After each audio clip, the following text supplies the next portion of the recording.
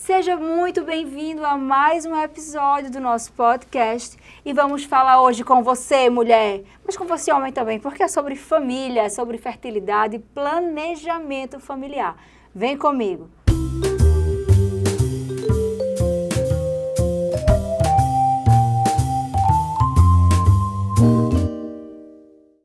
E para isso estou aqui com uma médica maravilhosa, que eu sou uma grande fã, Renata Falcone, gineco-obstetra. E uma palavra, meu jeito, que eu conheci hoje, fertileuta. Eita. Explique para o povo o que é isso, fale sobre você, se apresente, Renatinha. Primeiro, agradecer o convite, Maíra. Estou extremamente feliz em participar aqui dessa tarde gostosa de conversa.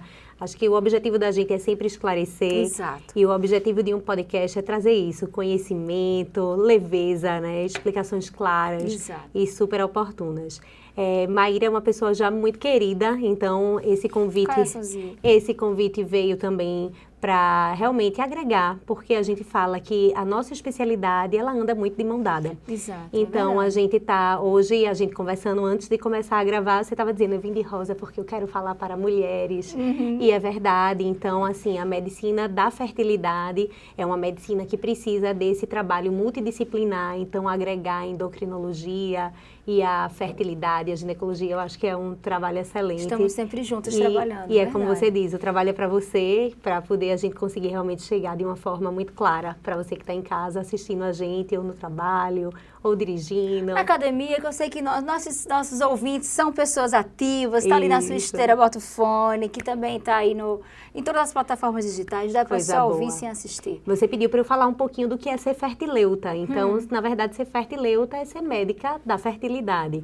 Então, por muito tempo, a gente usava muito o termo infertilidade, mas hoje a gente prefere, isso é uma tendência global, mundial, em falar de medicina da fertilidade. É o objetivo, né? É a fertilidade. É a fertilidade, do planejamento reprodutivo, você até perguntou, Renatinha, isso em conversas de bastidores, a gente vai falar sobre programação, né? Então, sobre futuro, prognóstico reprodutivo. E é isso, eu acho que falar de fertilidade é falar um pouquinho dessa mistura, né? De saúde, bem-estar, estilo de vida, e é isso, estou aqui para agregar. E é um tema muito necessário, Renatinha. A gente está vivendo uma era, já de algum tempo, que as mulheres estão cada vez mais querendo ter filhos mais tarde, né? Então, a entrada no mercado de trabalho, são várias especializações. Então, ter filho acima dos 30 é o novo normal, né? Eu acho que a grande maioria das mulheres que estão no mercado de trabalho tem esse pensamento. E, às vezes, acima dos 35, por volta dos 40. Então, é muito importante que a gente fale sobre planejamento familiar, né? Nessas mulheres que querem ter filhos também. Até quando a gente deve esperar, né? Então, tem muita coisa para a gente falar, mas vamos falar primeiro de uns temas básicos. Vamos começar do básico. Eu gosto de começar explicando temas básicos. Um tema básico é o que é reserva ovariana e o que é período fértil, né? Como é que funciona? Tem como, através de avaliar uma reserva ovariana, dar uma data precisa, assim, olha, até tal dia, até tanto tempo, você tem uma chance maior de engravidar. E o que é essa janela fértil para as mulheres que hoje já estão querendo engravidar? Qual é o melhor período ali para tentar? Perfeito. Começando pela primeira pergunta, explicando um pouquinho do que é reserva ovariana. A gente fala sobre alguns marcos importantes na reserva ovariana. E que marcos são esses? No comecinho do ciclo menstrual, mais ou menos ali em torno do terceiro, até o quinto dia do ciclo, a gente chama isso de fase folicular. É nessa fase que a gente vai conseguir colher sericamente o que é sérico, um exame aqui, ó, do sangue, que se chama FSH, juntamente com LH e o estradiol, e aí, a partir daí, a gente vai entender se essa função folicular, se essa função ovariana está preservada. Esse é um dos exames e, na verdade, é o exame bem inicial e até com menos acurácia. E aí a gente vai falar muito mais especificamente de dois exames, Maíra. Um deles, a gente chama de hormônio antimileriano. Muito famoso. Muito famoso. Muitas pessoas não sabem o que significa, o que é o hormônio antimileriano, mas, na verdade, a aplicabilidade dele é: será que eu tenho uma quantidade boa de folículo para aquela minha idade? Então, na verdade, quando a gente fala de hormônio antimileriano, a gente está falando de quantidade, de reserva. E aí a gente diz que uma paciente para ser considerada normal ali, adequada, né, com a reserva ovariana adequada, ela deveria ter um antimileriano mais ou menos, na verdade, acima de 1,2. Antimilerianos menores do que esses já são antimilerianos de alerta, né, que você deveria procurar realmente uma opinião, uma consulta, para a gente poder avaliar de uma forma mais precisa. E outro marcador, que na verdade esse é de acurácia excelente também, tanto quanto o antimileriano, mas que a gente fala que para quem trabalha com fertilidade é fundamental. O médico da fertilidade, ele vai querer olhar o seu ovário. E como é que ele olha o seu ovário? Fazendo uma ultrassom de contagem de folículo antral. Então, na fase folicular média, em torno mais ou menos ali do 8º dia do ciclo, a gente gosta de fazer uma ultrassom transvaginal para a gente poder contar os dois lados, olhar os dois ovários e avaliar a quantidade de folículos que a gente encontra. De uma forma mais técnica, folículo antral são folículos acima de 5 milímetros, então todos os folículos entre 5 e 10 milímetros serão contados, e a gente diz que menos do que 10 a gente já classificaria uma paciente com uma baixa reserva ovariana, entre 10 e 15 seria uma reserva normal, satisfatória, e acima de 15, somando os dois ovários, a gente já estaria diante de uma paciente com uma alta reserva ovariana. Falando de uma forma também muito direta e muito clara, muitas vezes, Maíra, na verdade, sempre a reserva ovariana vai estar falando de quantidade. Então, eu tenho 28 anos e fui fazer minhas provas de reserva ovariana. E aí eu descobri que eu tenho uma reserva ovariana normal. Que bom! Eu fui fazer meus exames, eu tenho 40 anos e eu ainda tenho uma reserva ovariana normal. É para eu ficar tranquila? Aí eu já digo isso de uma forma muito segura, que a gente não fala só de quantidade, a gente fala de qualidade. Então, você me falou de planejamento reprodutivo. Para a gente ter um bom planejamento reprodutivo, a gente tem que ter 2 pilares. Na verdade, são os 2 principais fatores prognósticos que a gente vai precisar avaliar. Idade da paciente e a reserva ovariana. Perfeito. E aí entra no que você me perguntou também, né? O que seria esse período fértil? O que seria essa fertilidade? Como falar de fertilidade para essa mulher que está aí na casa aí dos 30 anos, querendo postergar um pouco essa maternidade? Então, estar fértil significa que a gente está naquele período pré-ovulatório, ovulatório. Muita gente diz, doutora, eu ovulei, estou no 2º dia pós-ovulação. É o meu melhor momento, o dia mais fértil. A gente sempre fala que na literatura está muito bem estabelecido que o dia mais fértil de todos é um dia antes da gente ovular. Então, realmente, 1, 2 dias antes de ovular, 1, 2 dias pós-ovulação, provavelmente aquele seria o melhor momento, a janela mais aberta ali, para que exista um intercurso sexual com uma chance maior de culminar numa gravidez. Para não ficar num dia só, né? Para não ficar num corre dia que é hoje! Tem que ser agora. Venha para casa! É verdade. Tem uma janelinha que também não é uma janela muito longa, né? Bote aí 4, 5 dias no período de um mês. Isso. Então, aproveita nesses 4 dias. E uma coisa muito importante, Maíra, a gente sempre foi, até pela geração da gente, a gente foi muito educada, assim, a acreditar que, cuidado, porque não tem atividade sexual que você vai engravidar. Na verdade, engravidar é uma raridade. A gente diz que, por mês, a chance de uma mulher engravidar gira em torno de 25%. É muito baixo. Então, é por isso que a gente não chama, quando a gente vai falar de fertilidade, a gente precisa dar um tempo para essa paciente. Até para não aumentar esse grau de ansiedade, de expectativa. Meu Deus, eu não engravidei esse mês. Tá tudo bem. Então, a gente precisa... Toda mulher vive isso. né? A gente precisa tentar deixar ali fluir, né? E muitas vezes a paciente também, às vezes, chega e diz assim, mas doutora, tentando, eu acho que eu tô há 4 meses. Certo, mas sem usar método contraceptivo, namorando, sem métodos anticoncepcionais, liberada para engravidar, você está há 3 anos. E aí, então, assim, na verdade, a gente sabe que essa paciente está exposta há 3 anos. Ela não precisa estar ligadíssima nesse período fértil. A gente sempre pede realmente que ela garanta aí que, pelo menos na relação, ela tenha uma atividade, um intercurso sexual 2 vezes por semana. Se ela tiver 2 a 3 vezes relações sexuais por semana, ela com certeza absoluta vai estar ali bem exposta à gestação. Na janela, perfeito. Isso. E o que é que influencia nessa fertilidade? A idade, você já falou, né? É um fator não modificável, vamos dizer assim, que interfere drasticamente na fertilidade. mas de hábitos, de doenças, de cirurgias. Perfeito. O que é que interfere no parceiro? Porque sempre se joga na mulher, né? A Isso. questão da O fertilidade. peso maior, né, Maíra? O peso, você começa a querer engravidar, já começa a sobrecarga sobre a mulher daí, né? Isso, Mas o perfeito. que é que tem no parceiro também que influencia essa fertilidade e na qualidade também daquele gameta que vai se formar? Isso. Né? Então vamos falar disso agora. Perfeito. Na verdade, você já começou explanando que o fator primário, importantíssimo e que a gente precisa fixar várias vezes é o fator idade. Renata, por quê? Eu sempre falo muito que a gente sabe que a espermatogênese, que é a formação dos espermatozoides, acontece no homem de 3 em 3 meses. Então, ou seja, um homem de 40 anos, o espermatozoide mais velho que tem dentro dele tem 3 meses de vida. É um neném. É um neném. Quando a gente vai falar de ovócito, é uma coisa completamente diferente. A gente começa a ter a formação das células germinativas no nosso corpo quando a gente é um bebezinho. Qual a idade da... filha ou Lara, filho? É menina. intraútero, menina. Menina. Neste momento ela está formando. Essa menininha que está aí dentro, na verdade, ela já teve a maior quantidade de óvulos que ela terá para o resto da vida. Como assim, Renata?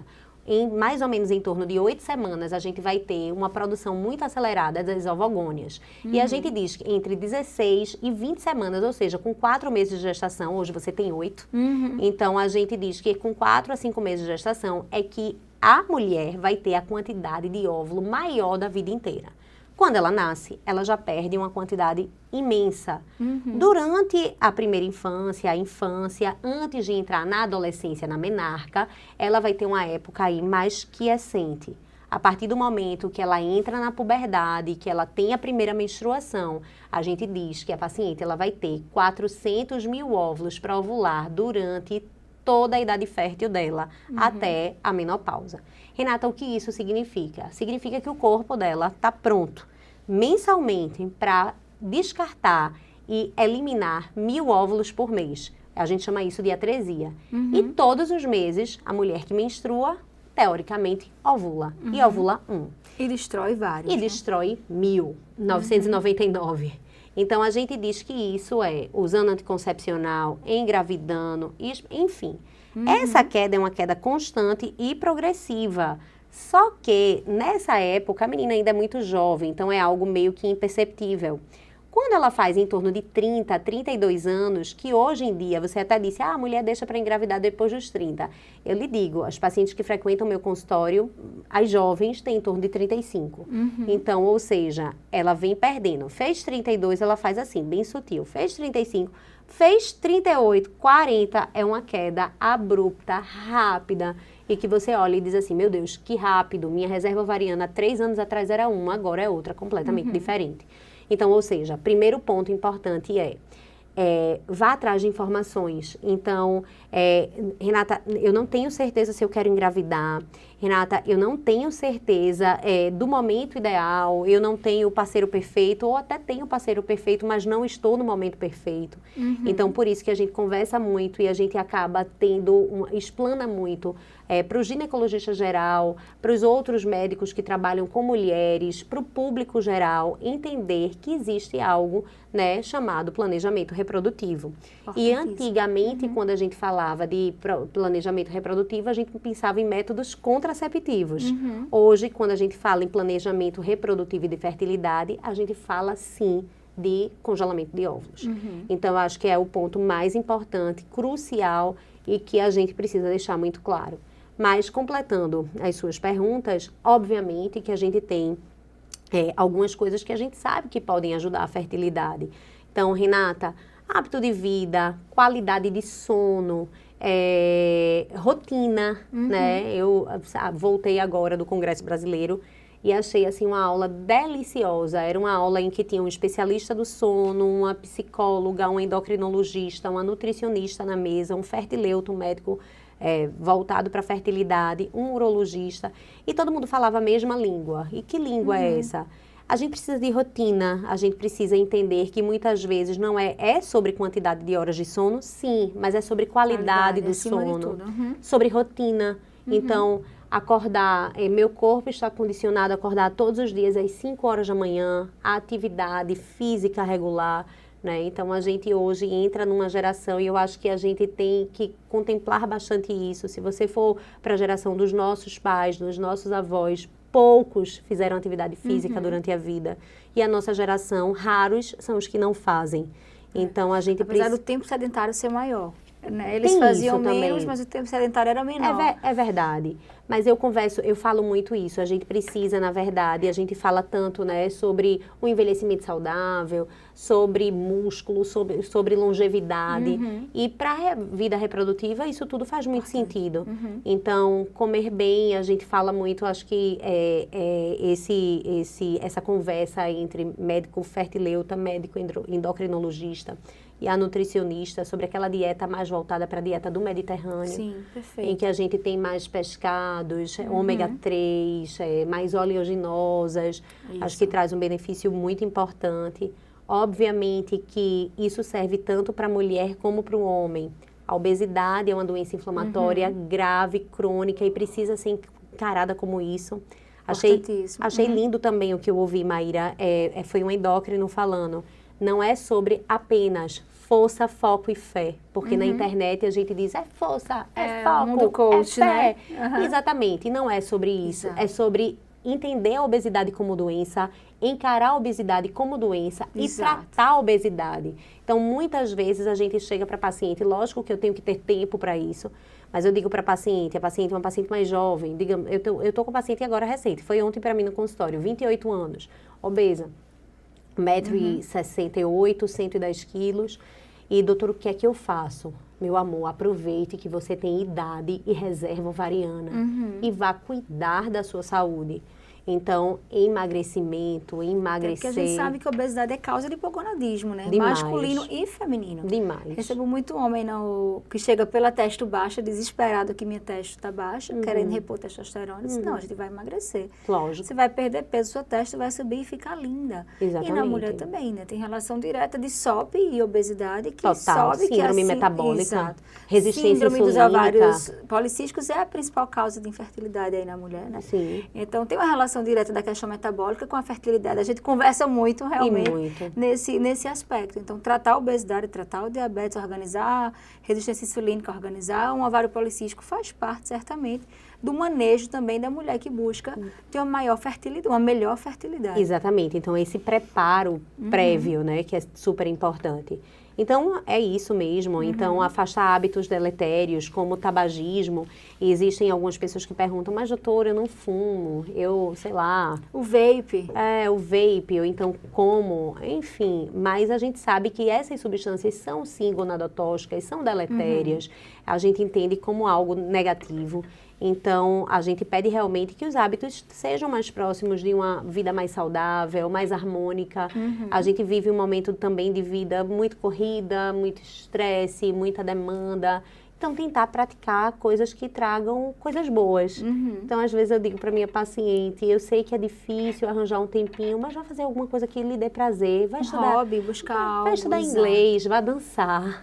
Pintar qualquer coisa. Vai conversar com suas amigas. Então, isso tudo traz o que a gente chama de endorfina, de sentimentos bons, de troca, né? Sem falar que a gente tem aqui eu digo, se eu for falar de medicina e de mulher, eu passo a tarde inteira, porque falo muito do eu feminino, da sororidade, do apoio, de encontrar na mulher, muitas vezes, o apoio que a gente precisa. Exato. Então... E da cobrança excessiva, não é? Eu acho que uma das coisas do feminino é a cobrança. Parece que está intrínseco com o gênero, né? Isso. A gente se cobra muito. E aí a mulher libera para engravidar e a cobrança de engravidar mês a mês é uma coisa que enlouquece. Então, até ter a liberdade de conversar isso com a mulher, da angústia de não ter engravidado aquele mês e de aceitar e de entender que não é frescura, né? Eu estava vendo um vídeo um dia desse de uma ginecologista falando sobre isso, sobre a angústia da mulher tentante. De mês após mês. Eu vivi isso agora com minha segunda gravidez. De Júlia engravidei bem rápido. E Lara tentar um mês, outro mês, outro mês. E você começa a programar a vida em detrimento de uma possível gravidez que ainda não acontece. Aí vai viajar próximo ano? Não sei se eu estiver grávida. E vai para não sei aonde? Não sei se eu estiver grávida. E o congresso de não sei se eu estiver grávida.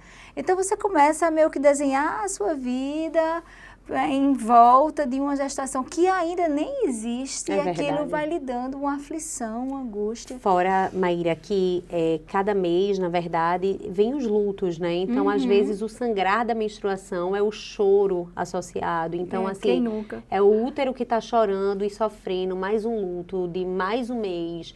E eu converso muito com minhas pacientes sobre isso. A gente precisa entender que, na verdade, o ciclo menstrual dura um mês. Então, tudo para a medicina reprodutiva, então a gente vai ter 12 meses, é um ano, são 12 meses de tentativa. Então, muitas vezes, a gente, infelizmente, vai ter que esperar um pouquinho, que ter um pouquinho mais de paciência, né? Então, assim, o objetivo da gente é o beta positivo, sim, mas muito mais do que isso, é um bebê saudável em casa. Certamente. Então, tudo isso corrobora, é um preparo intenso, importante.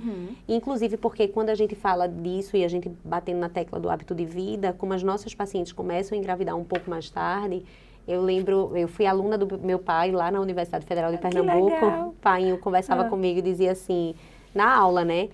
Rezende, que é um grande escritor e um grande publicador, né? Os livros de obstetrícia foram escritos por ele.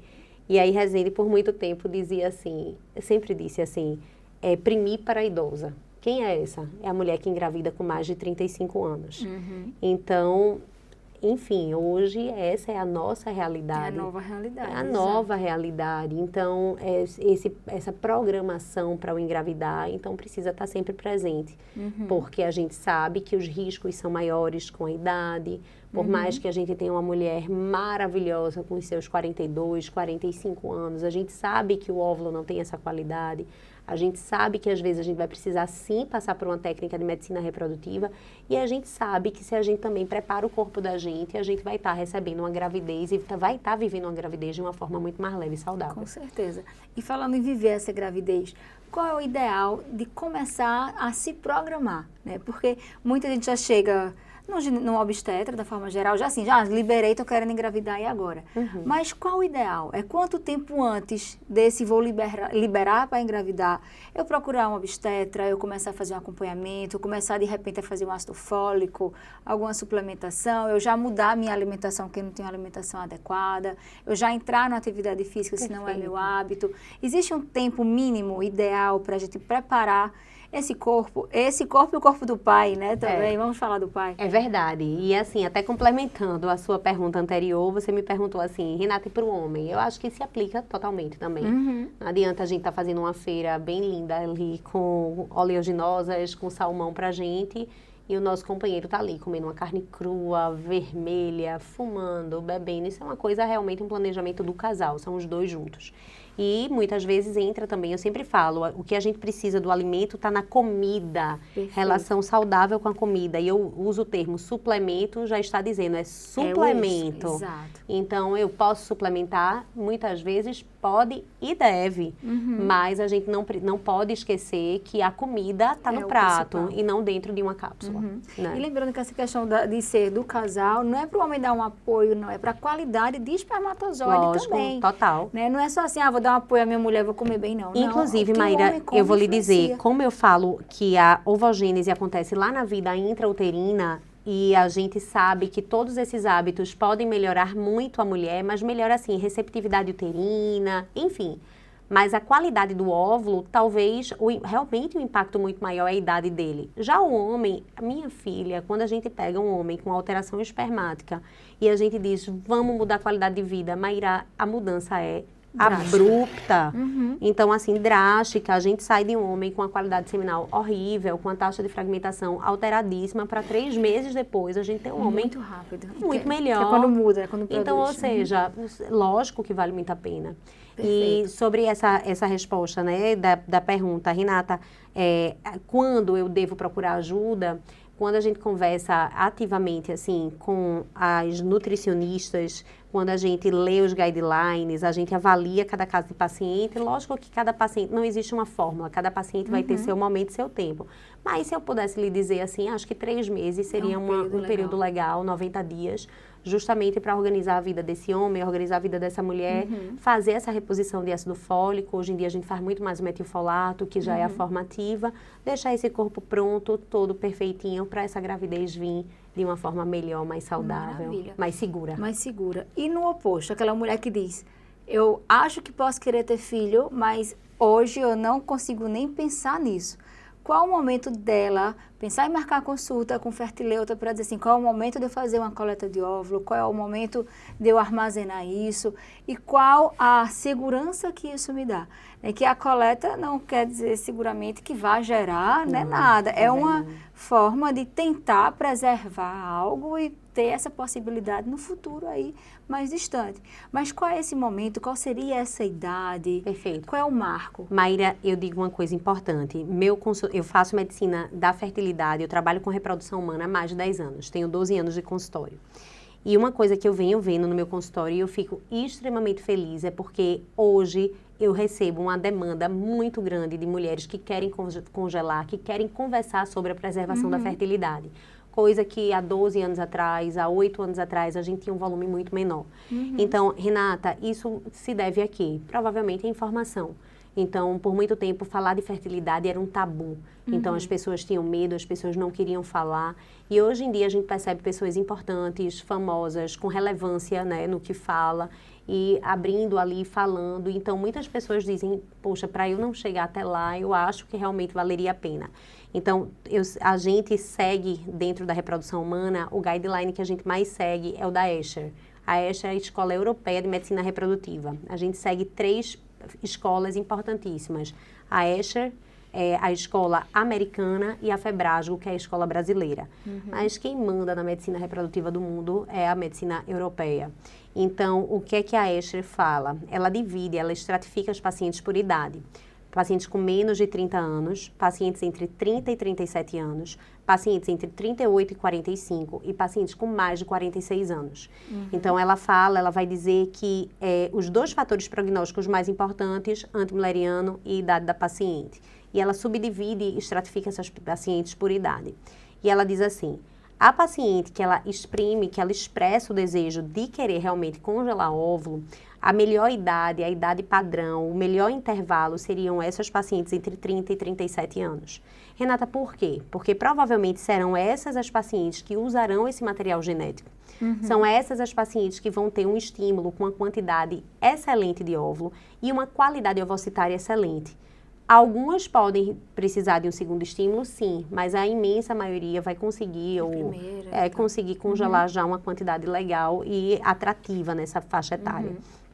Renata, por que não congelar antes dos 30? Aí eu vou lhe dizer o porquê congelar antes dos 30. Algumas mulheres já sabem, né, já carregam o gene do BRCA1, BRCA2. Renata, doutor, o que é isso? A gente sabe que existem doenças oncológicas, ou seja, o câncer, e a gente fala aí do câncer de mama, né, que é um câncer extremamente prevalente, câncer de mama, de intestino, de ovário. E a gente diz que existem cânceres que são genéticos. Então, essas mulheres que são portadoras do gene que pode levar a desenvolver um câncer, o ideal seria que ela engravidasse antes. Ou que ela conseguisse congelar seus óvulos com antecedência para, se de repente aparecer, desenvolver, ter alguma doença oncológica, ela não precisar correr para congelar esses óvulos. E aí, existem algumas atrizes famosas mundiais, inclusive, que já fazem mastectomia profilática, oforectomia, que são as retiradas das glândulas dos ovários. Então, para essas mulheres que sabem que são portadoras do gene, o ideal seria congelar antes dos 30. Quem mais, Renata? Aquela paciente que tem endometriose grave. Normalmente as endometrioses graves aparecem na 3ª, 4ª década de vida. Mas tem paciente com 26, 28 anos com endometriose gravíssima, com endometrioma, que é endometriose no ovário, que compromete qualidade, quantidade, enfim. Então, essas mulheres deveriam entender que talvez quanto antes, melhor para ela. E realmente ela vai ter um benefício muito grande. Outro padrão de pacientes são as pacientes homoafetivas. Renata, minha definição sexual eu tenho atividade sexual com mulheres e tenho minha orientação sexual porque eu quero transar com mulheres. E aí, essa mulher, ela não vai engravidar da forma natural porque ela precisa de sêmen. Então, essa mulher que tem uma orientação sexual para a homossexualidade, ela deveria congelar óvulos antes dos 30. Fora isso, a gente diz que a mulher que congela antes dos 30, por escolha, por definição, é uma mulher que talvez ela não tivesse essa necessidade tão precoce. Perfeito. E aí, quando a gente vai falar da idade mais avançada, a partir dos 38, Renata, eu tenho 38, 40 anos de idade, quero congelar óvulo, eu não posso? Pode e deve. Mas você precisa entender que provavelmente você não vai fazer um único estímulo, vai fazer 1, 2, 3. Muitas vezes a qualidade dos seus óvulos já não são tão legais, então a chance reprodutiva é menor, né? Então, e as mulheres com mais de 46 anos, na verdade, deveriam ser desaconselhadas. Renata, por que isso? Porque o avançar da idade, a gente já tem que mostrar para ela a quantidade de óvulos que ela deveria ter para ela conseguir ter um filho saudável em casa. Então, quando a gente vai para a estatística e para a matemática, se a gente for falar assim, a gente deveria realmente ser muito verdadeiro, transparente com a paciente, para a paciente entender que realmente talvez não fosse a melhor técnica para ela. E aí você me disse assim, Renata, quando você lida com a paciente, fala com a paciente no seu consultório, você vai dizer, ai, que coisa maravilhosa, congelar óvulo, é a garantia de um bebê em casa no futuro? Não. Mas eu posso lhe garantir, Maíra, tem um estudo que fala que 89% das mulheres que congelam óvulo, elas referem uma felicidade extrema e uma retirada de um peso imenso das costas. Com certeza. Então, na verdade, é a possibilidade de postergar o sonho da maternidade para o futuro ou postergar essa escolha para o futuro. Então, eu tenho o sonho de ser mãe, vou postergar meu momento, ou eu não sei se eu quero ser mãe, então eu vou postergar a minha decisão. Perfeito. Então, a partir disso, quando a gente lida com esse cenário, a gente vai dizer para a paciente que a chance dela conseguir ser a própria doadora dela de óvulos no futuro é muito real. Então, ela vai ter uma chance concreta de conseguir engravidar. E muita gente pergunta, doutora, quantos óvulos são necessários para isso? Aí a gente sempre fala também em torno de 10 a 15 congelados. Seria uma chance real e concreta de você ter um filho vivo em casa. Maravilha. Esse é um dado importante. Era a minha próxima pergunta. Qual Falo é o muito, número? né, Maíra? Você fala maravilhosamente bem. Eu passaria a tarde aqui lhe ouvindo. E me diga outra coisa. E quando a gente fala de infertilidade, a gente está aqui falando de fertilidade, fertilidade, fertilidade. Quando é que eu dou o diagnóstico, assim, essa paciente é uma paciente infértil? É quanto tempo tentando engravidar? Ou então mesmo antes de tentar engravidar já tem dados, tem um antimileriano baixo, não tem reserva ovariana. Quando é que a gente dá esse diagnóstico? Então, Tão difícil, né? Imagino que deve ser muito, muito doloroso. Maíra, conversando uma vez com a psiquiatra, ela falou uma coisa para mim que foi uma coisa que me tocou bastante. Ela disse assim, Renata, um diagnóstico de infertilidade, ele é tão doloroso e o luto é um luto tão pesado como o diagnóstico de um câncer ou a morte de um ente querido. E isso faz muito sentido, Maíra. Total. Porque viver a infertilidade, na verdade, é viver um luto muito grande. Um luto desse planejamento imenso, desse sonho. De um sonho que ainda nem aconteceu, de um sonho que ainda não aconteceu, mas que é tão presente e tão vivo. Então, como se dá o diagnóstico de infertilidade? Mais uma vez, depende da faixa etária da paciente. O diagnóstico clássico de infertilidade é paciente que menstrua mensalmente dentro de 12 meses com atividades sexuais regulares, que isso significa de 2 a 3 vezes por semana. No final desse ano, ela deveria estar grávida. Na verdade, 85% das mulheres estarão grávidas no final desse ano. Perfeito. Aí a gente diz, dependendo da faixa etária, mulheres muito jovens, em torno de 26, 27 anos, talvez deixasse ela esperar aí mais 2 anos, ou seja, 2 anos no total, esse primeiro ano e um ano subsequente. E aí a gente diz que mais 5% desse grupo irá engravidar.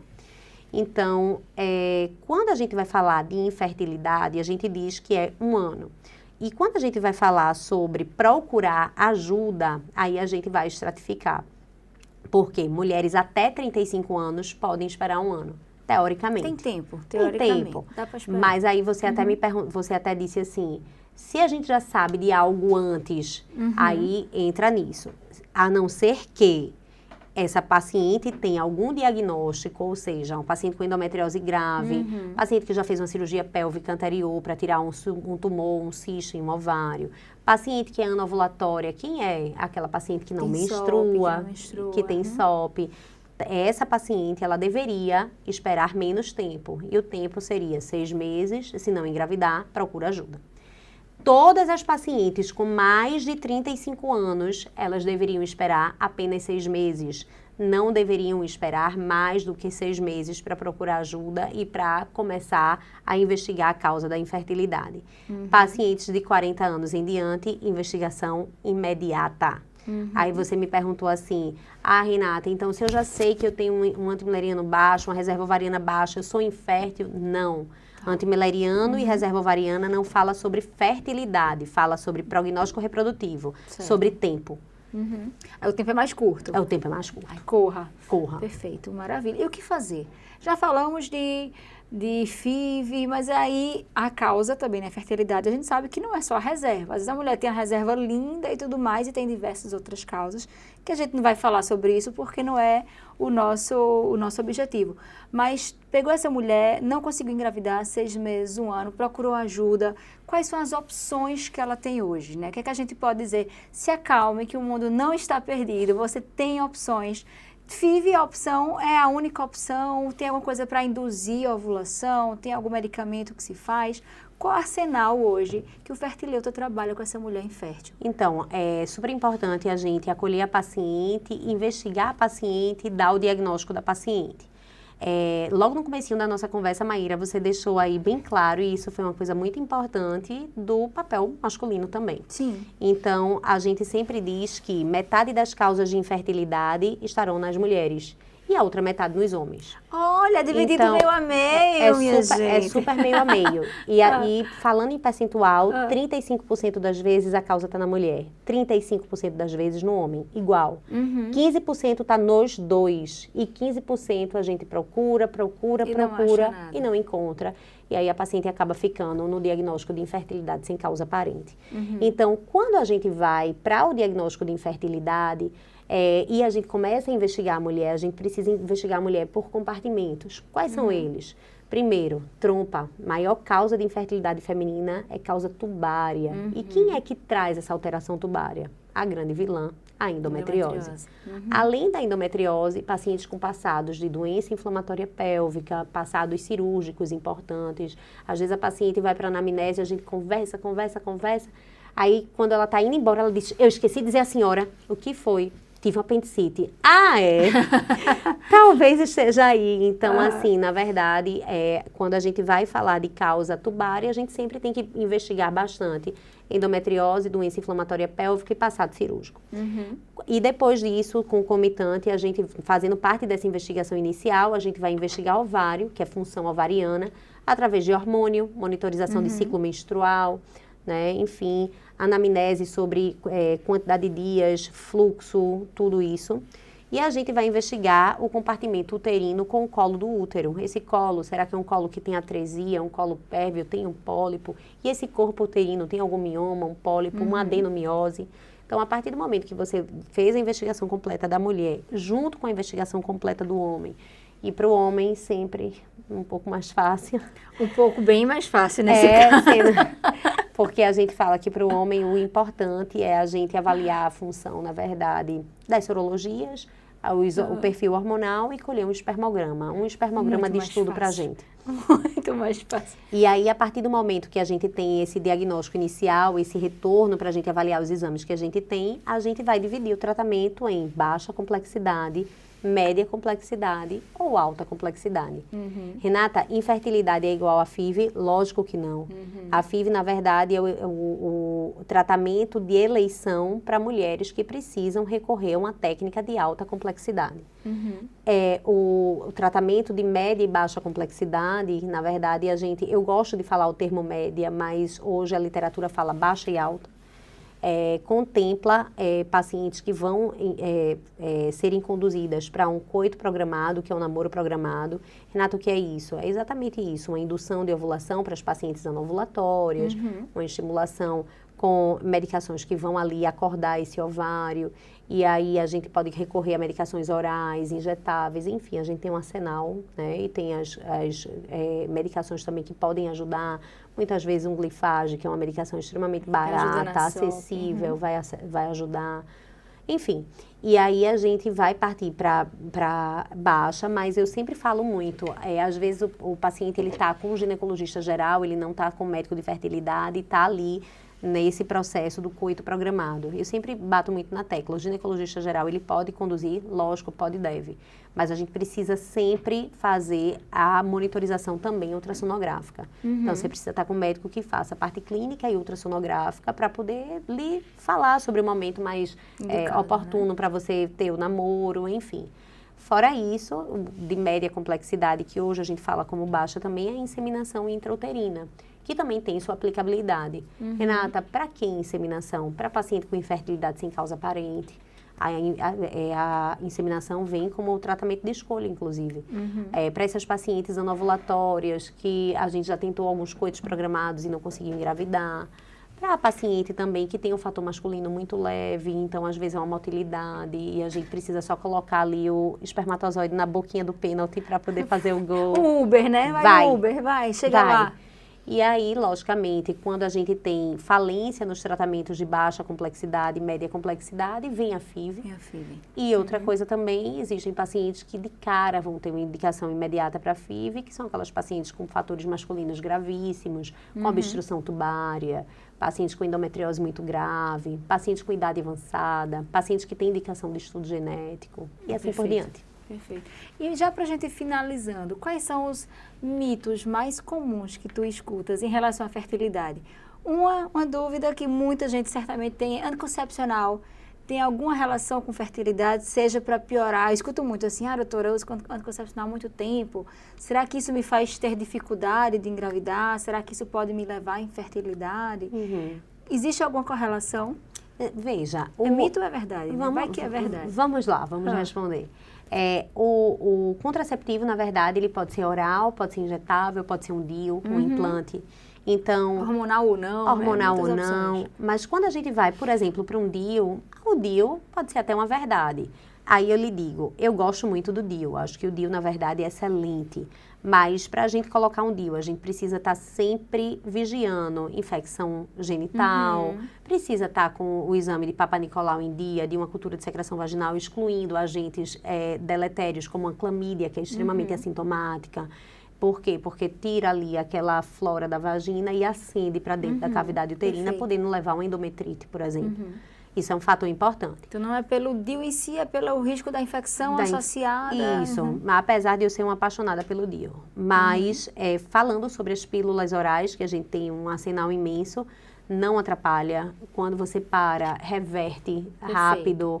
Outra coisa importante, não, se eu tomo muito tempo de anticoncepcional, eu vou estar segurando minha fertilidade porque eu não estou ovulando. E aí eu falei logo no começo, você ovulando ou não, engravidando ou não, não importa, mensalmente o corpo da gente seleciona 1000 óvulos, você só ovula 1. O restante sofre atresia, que é a morte celular programada, para que novos 1000 óvulos surjam para serem recrutados em um próximo ciclo. Maravilha.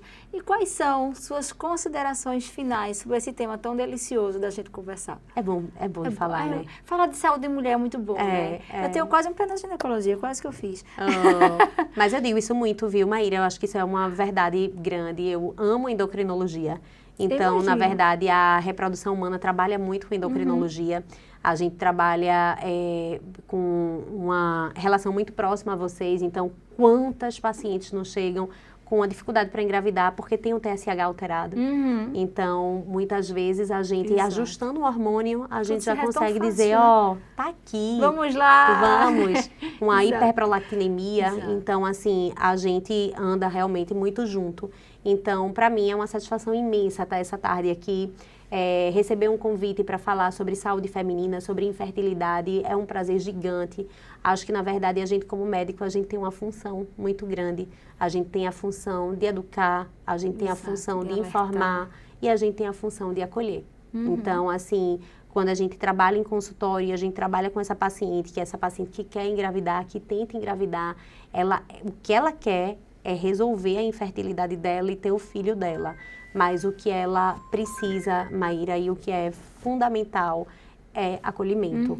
Então, muitas vezes essa mulher está enlutada é uma mulher que precisa que alguém enxergue no olho dela e que olhe para ela e diga, eu vou com você, eu estou de mãos dadas com você e você não está sozinha. E aí a gente tem essa função de juntar uma equipe multidisciplinar, puxar, vamos fazer uma acupuntura, vamos para uma nutri, vamos pegar uma educadora física que busque, né, um educador físico, uma atividade que lhe traga endorfina. Hoje eu estou dizendo que para mim, eu como mulher pós 40 anos, eu antes de começar aqui o podcast, eu já estava aqui perguntando a ela, deixa eu tirar umas dúvidas. Eu acho que a gente, quando gira essa chave para qualidade de vida, para praticar atividade física, um esporte que lhe traga prazer. E as melhorias, né? Menina, eu joguei basquete minha vida toda na minha adolescência, não sabia mais o que era um esporte, achava que eu não tinha mais idade para fazer esporte. Hoje eu inventei de jogar beach tênis. Olha que maravilha. Minha filha, tô levando sol, sentindo os grãozinhos de areia no pé. Mas isso é uma delícia. E eu acho pra mente e pro corpo, E eu né? acho que isso é uma terapia. Então, acho que minha consideração final vem disso, né? Se você está precisando, procure ajuda. Uma ajuda profissional importante. Às vezes, uma conversa com uma amiga faz muito bem. Às vezes, procurar uma terapia faz muito bem. Mas acho que você procurar uma saúde especializada, seja aí pela porta de entrada, pela endocrinologia, ou pela ginecologia geral, ou pela fertilidade. Acho que, na verdade, o que a gente precisa é se informar para a gente poder buscar o resultado da gente e conseguir construir nosso sonho, nossa história. Maravilha, que coisa linda esse final, meu Deus, ela é muito maravilhosa. Muito obrigada, mas acho que é realmente isso. Acho a mensagem que a gente quer transmitir para nossas mulheres que estão nos assistindo é que não desistam, né? Às vezes não entrem em desespero, é difícil falar isso. Uma pessoa que passou um ano tentando, entrou no desespero, está falando isso, mas sempre existem diversas opções, existem diversas soluções, existem diversas causas. Então não deixe de buscar uma médica, um médico especialista em fertilidade, que faça uma investigação correta, tão como eu recebi, às vezes, alguns pacientes que fizeram a investigação tão inicial e já vem assim, né? Então, saiam muitas vezes dessa avaliação inicial, procurem um especialista, busquem causas, busquem tratamentos, porque o seu sonho ainda pode ser realizado. É verdade. Né? E se programem, mulheres, né? É super justo e super nobre que a gente busque nossa independência financeira, busque entrar no mercado de trabalho, busque ser o melhor possível dentro do mercado. Eu sei que isso requer tempo, não é? Isso requer tempo, requer estudo, mas se você sabe que isso é algo importante para você, que está ali na sua cabeça, é uma maternagem futura, não deixe para só pensar nisso quando você tiver com 40, 35 anos, já querendo engravidar. Pense desde antes, se programe, faça uma programação, porque para que isso não atrapalhe o teu sonho, né? E que o sonho não vire depois um pesadelo, ou uma dificuldade, ou uma tristeza. Então, espero que você compartilhe isso com suas amigas, com as mulheres que você conhece. Renatinha, muito obrigada. Querida, foi um prazer, o prazer foi uma todo delícia. meu. Acho que vamos gravar mais, próximo ano, depois que eu parir. Tomar um café. Tomar um cafezinho, ter amizade, relaxar. É verdade. Né? Lembrar que existe uma parte hipotalâmica que atrapalha a fertilidade, né? Lógico. E que o estresse tem tudo a ver com isso. Então, tem tudo a ver, mas é importante a gente dizer que isso é diagnóstico de exclusão. Exato, é o último dos últimos. Não fique pensando que é só estresse. Não, menina, de jeito que nenhum. dá ódio. Menina, é só tu relaxar. Isso, na verdade, relaxa, é só relaxar. Isso retarda. Isso retarda. Exato. Isso retarda, isso minimiza. Exato. Né? Então, Maíra... E minimizar dá mais sofrimento, porque culpa mais a mulher. Ai, meu Deus, a culpa é minha, porque estou estressada. Não. Deixa eu relaxar. Aí não relaxa nunca. A culpa não é sua. A culpa não é sua. Maíra, querida, obrigada. Obrigada pelo convite. Desejo aí um momento lindo e maravilhoso. Amém. Nesse finalzinho de gestação. Tá chegando. Para você aumentar ainda mais sua família, trazer ainda mais amor. E é isso que a gente espera. Num mundo tão atribulado, a gente quer aí estar juntinho de quem a gente ama. É verdade. E obrigada, me chame 1000 vezes que eu venho 1001. Vou lhe chamar 1000 vezes. E para você que nos assiste, um cheiro, siga o canal e não perca o próximo episódio.